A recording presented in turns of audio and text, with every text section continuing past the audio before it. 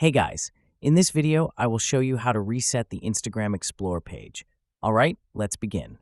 If you do not like the content on your Explore page, there are several ways to reset it.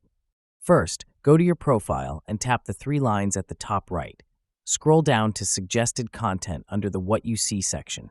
Tap Interested and remove any content you do not want to appear on your Explore page.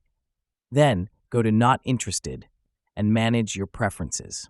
You can also filter specific words and phrases to prevent certain content from showing up. Adjust the sensitive content setting if needed. You can even modify your preferences for political content. Next, go back to your main settings. Tap on Your Activity and scroll down to Recent Searches. Tap Clear All to remove previous searches, as Instagram may recommend content based on what you have searched for.